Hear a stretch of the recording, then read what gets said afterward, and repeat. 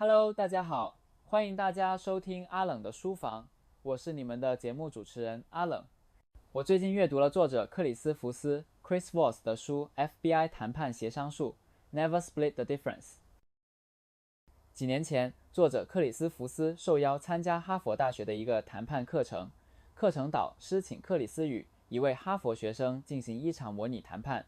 在这场模拟谈判中，克里斯正在出售一种产品，而他的谈判对手则有一个固定的预算来购买该产品。克里斯和哈佛学生来回讨论，直到他们达成了一个约定的价格。当导师走过来询问他们达成协议的价格时，克里斯告诉了他，他立刻大笑起来，说：克里斯，你简直把他的每一分钱都榨钱了。这位导师习惯了看到他的学生在卖方给定的最低售价和买方给定的最高预算之间拆分差额 split the difference， 但不知何故，作者克里斯福斯说服了他的谈判对手，让他心甘情愿地提供了他全部的预算。为了看看这是否只是侥幸，第二天导师让克里斯与另一名学生谈判，克里斯再次以最高金额成交。这些哈佛学生了解书中所有最尖端的谈判技巧，那么克里斯福斯是如何说服他们给出全部预算的呢？克里斯不是一个街边随便找来的人，他是联邦调查局 FBI 的首席人，制谈判专家。在与世界各地的绑架者进行了数十次高风险谈判后，克里斯福斯发现，获得他想要的，避免妥协，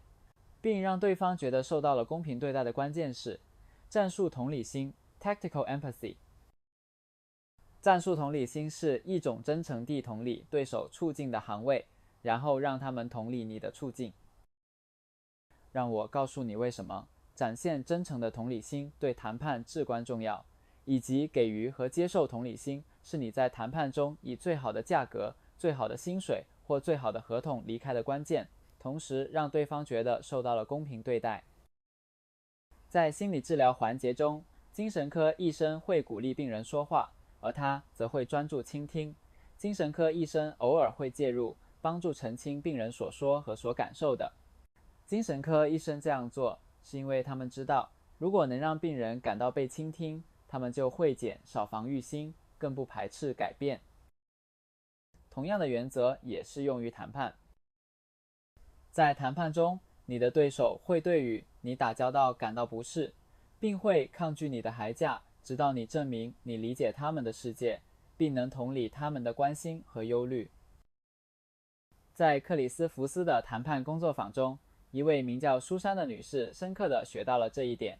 苏珊是一家制药公司的销售代表，她试图说服一位医生，将他开给病人的其中一种药物替换成他正在销售的药物。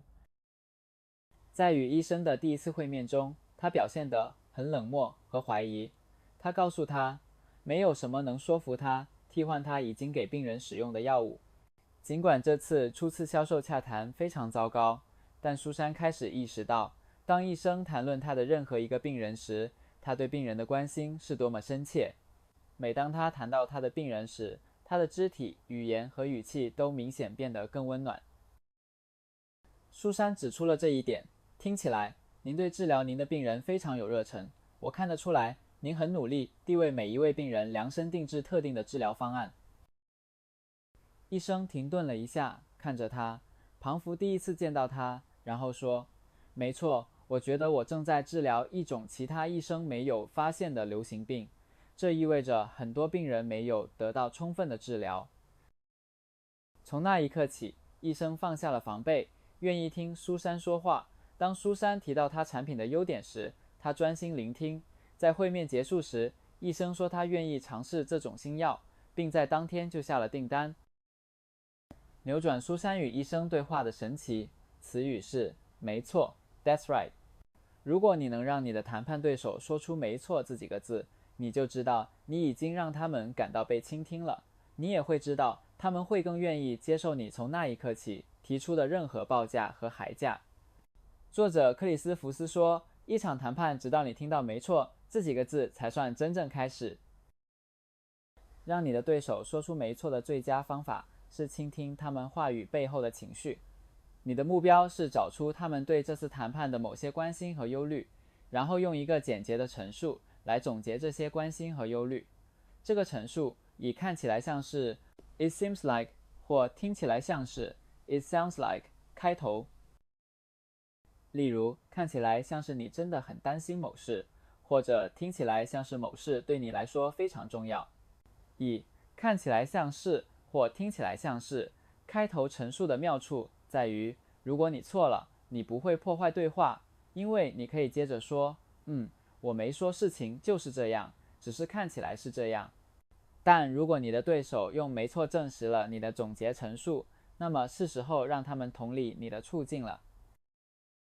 克里斯福斯说，让某人同理你的处境并开始思考他们可以如何帮助你的最佳方法是问校准问题 （calibrated questions）。校准问题是以如何 （how） 或什么 （what） 开头的开放式问题，他们经过校准，旨在将对手的注意力引导到你的问题上，他们将谈判从对抗转变为解决问题的环节。克里斯福斯说，终极的校准问题是我该怎么做 How am I supposed to do that？ 假设你正在租房，你的房东告诉你他打算将月租金从$1200增加到$1500。避免租金上涨并谈判更低租金的最佳方法是同理他的立场，然后询问一个我该怎么做的版本。你可以说，看起来像是您认为您的公寓被低估了，您只是想要一个公平的市场价格，但是我该怎么支付每月$1500呢？我的收入只够负担每月$1200。关键是以一种你可能会说我重视你的智慧，你能帮我解决我的问题吗的方式说出我该怎么做。在这个阶段，如果你已经让你的对手感到被倾听，你就与他们建立了融洽的关系。当你问你的对手这个校准问题我该怎么做时，你的对手很可能会做两件事中的一件。他们会提出一个创新的解决方案，让你们双方都能得到最看重的东西。他们会提高或降低他们的初始要求来配合你。如果他们选择第二种方案，但仍然给你一个不能满足你需求的报价，你只需要用一个稍微不同的校准问题来回应。回到租赁的例子，如果你的房东将租金降到$1400一个月，你可以回应，您真是太慷慨了，这可能已经是您能给的最低价格了。但很抱歉，我实在不明白我该如何支付每月$1400来住在这里，而附近类似的公寓我可以以不到$1200的价格租到。这种礼貌地用某种版本的我该怎么做来反驳每一个报价的技巧，正是克里斯福斯如何让那些哈佛学生心甘情愿地提供他们全部预算的方式。所以，下次你进行谈判时，请同理他们的处境，并尝试得到一句没错，然后让他们同理你的处境，并透过询问像我该怎么做这样的校准问题，请他们帮你解决你的问题。如果你这样做，你就在掌握谈判艺术的道路上，这不过是让别人按照你的方式行事的艺术。这就是我从 FBI 谈判协商术这本书中获得的核心讯息。这是一本关于理解谈判微妙之处的绝佳书籍，我强烈推荐。非常感谢您收听阿冷的书房。如果您喜欢我们的内容，请 comment、like、subscribe。感谢您的支持，我们下次见。